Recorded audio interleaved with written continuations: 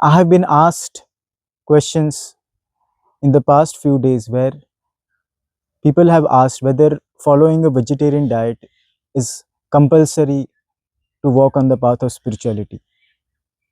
And some have also asked that since in their past they have been indulging in meat, or they have been indulging in a non-vegetarian diet, they still feel the need to, sometimes they feel the need to have meat in their diet, and they aren't able to control that urge. Yet they want to practice on the path of spirituality, yet they want to understand the path of higher consciousness. So is it possible for them? So this question I have been asked. So I was thinking about addressing this question. So initially, let us try to understand from where does the practice of a vegetarian diet come into our life. And it is a disclaimer that I am a vegetarian and I propagate vegetarian diet. But we need to understand why are we prescribed to have a vegetarian diet. What is its relationship with spirituality? What is its relationship with our own self? So vegetarian diet is linked with the practice of ahimsa or non-violence. But what is the practice of non-violence? Where does the practice of non-violence end? So there Patanjali Muni says, ahimsa pratisthayam tatsannidhau vairatyagaha, or meaning the practice of non-violence should culminate in overcoming hatred. The practice of non-violence should help us overcome the defilement of hatred, as hatred is a major blockage in our development, in the process of attaining a higher consciousness. So the practice of non-violence in the form of a vegetarian diet is actually to address the presence of hatred in our consciousness. It is to culminate the presence of hatred in our consciousness. Hatred with our own body, hatred with our own thoughts, hatred in our own relationships. That has to be culminated in its entirety. For that, we practice ahimsa. And one of the factors of ahimsa is the practice of vegetarian diet in our day-to-day lives. If as a vegetarian we are not able to remove hatred, meaning we haven't yet understood vegetarianism in its entirety, or we haven't understood non-violence in its entirety. So meat eaters, those who want to enter into the path of spirituality, they need to understand that vegetarianism in itself does not fully define spirituality. Of course, it is a very important aspect, yet if it is understood in its true sense, then only it becomes a very important factor. If it is just an unconscious habit pattern, then there is no use of actually practicing it. So how can a meat eater walk on the path, or those who are attracted to having a non-vegetarian diet, how can they walk on the path of spirituality? So first, they need to understand that they need to establish the practice of non-violence in their life in a means to end hatred. If they are not able to fully culminate the presence of meat eating in their life, there are other aspects that they can focus on. They can focus on daily practice of meditation, practice of pranayama. They can practice living in seclusion for some time in each and every part of the day. They can try to remain alone each and every moment. Being in crowd, being in connection with the society is not always helpful. We have to try to remain in our own company.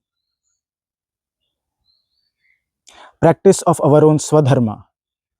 Whatever the duties that divinity has granted us, doing it in its entirety, that we can try to practice. Practice of awareness, awareness of thought, awareness of speech, awareness of action. So once we try to practice awareness in our day-to-day life, what we are thinking, what we are speaking, how we are acting, once we are in awareness of such things, it will surely lead us to a higher consciousness. So what will happen is, in due process of time, as we develop our knowledge, as we purify our knowledge, our practices and our knowledge will lead us to a higher set of beings, higher set of values, higher set of knowledge, higher set of consciousness, which will again result in our food habits, in our habits of speech, in our habits of action.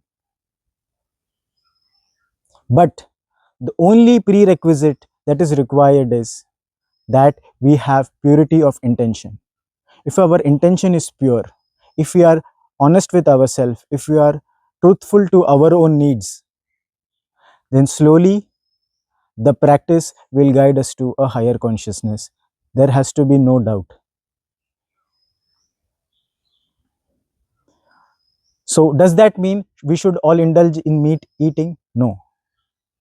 If we are a thorough vegetarian, we should go ahead with our vegetarian diet, yet try to develop our consciousness where hatred is not a part of our thoughts, hatred is not a part of our speech, hatred is not a thought of our action. And if there are meat eaters, those who are habituated to such a food habit, they can try to regulate it. Regulation with practice and through prayer. Prayer to Lord Buddha, prayer to the rishis, prayer to the parents, prayer to teachers, prayer to Mother Nature can surely help in not to, that prayer should not be that I should become a vegetarian, but the prayer should be that my consciousness should grow where there is no hatred, where there is only ahimsa, where there is only loving kindness in my consciousness. And with loving kindness and ahimsa established in our consciousness, surely it will result in a higher level of, or in a purified nature of food habits. And it should come naturally. There is no aversion or attraction towards any type of food habit.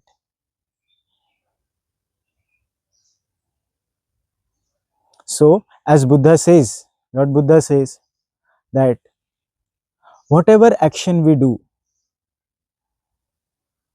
good or bad, it is all dependent on our own consciousness. The society or others are not responsible for it. Society or others cannot determine the level of our consciousness. We, our own selves, are responsible for our consciousness, our spiritual understanding, and our own development. So, let there be no guilt, let there be no fear.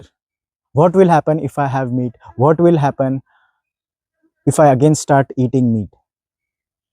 Don't worry about that.